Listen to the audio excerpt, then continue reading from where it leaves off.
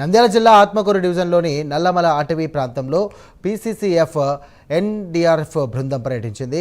పులులు కదలికలు, రక్షణ చర్యలు, సిబ్బంది పనితీరు స్వయంగా పరిశీలించారు. ఇక ముఖ్యంగా నాగులూటి అటవీ ప్రాంతంలో పెద్ద పులుల కోసం వేటగాళ్లు వేసిన ఉచ్చులను గుర్తించేందుకు ప్రత్యేక నిఘా ఏర్పాటు చేశారు. వేటగాళ్లపై కఠినంగా వ్యవహరించాలని NSTR field director Vijay Kumar అన్నారు. 3,500 చదరపు కిలోమీటర్ల మేర విస్తరించి ఉన్నటువంటి అటవీ ప్రాంతాన్ని ఇక సిబ్బందిని అప్రమత్తం చేశారు. ఇక అడవిలోకి వచ్చే అనుమానిత వ్యక్తుల కదలికలపై నిఘా ఉంచారు. ఆత్మకూరు, గుండ్ల బ్రహ్మేశ్వరం అటవీ ప్రాంతాల్లో కనుమరుగైనటువంటి అడవి దున్నలను తిరిగి ప్రవేశపెట్టేందుకు అధికారులు సిద్ధమవుతున్నారు. ఇందుకు అనువైన గడ్డి మైదానాలు, అలాగే నీటి వసతి ఉన్నటువంటి ప్రదేశాలను కూడా ఉన్నతాధికారులు స్వయంగా పరిశీలించారు.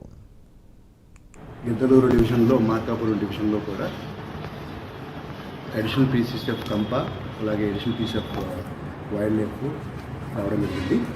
ఇక్కడ ఎన్ఎస్టీఆర్ పరిధిలో ఉన్నటువంటి వైల్డ్ లైఫ్ సంబంధించి ఎవరైతే అడవిలో ఈ ఉచ్చులు కానీ, ఇప్పుడు వాటర్ హోల్స్ దగ్గర వాటర్ హోల్స్ తగ్గుతాయి కాబట్టి ఉచ్చులు కానీ, అలాగే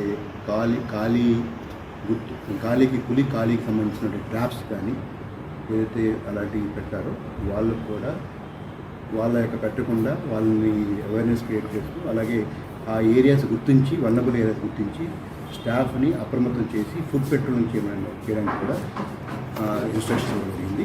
ఆల్రెడీ ఒక ట్రాప్ అనేది జరుగుతుంది, మీ అందరికీ తెలుసు.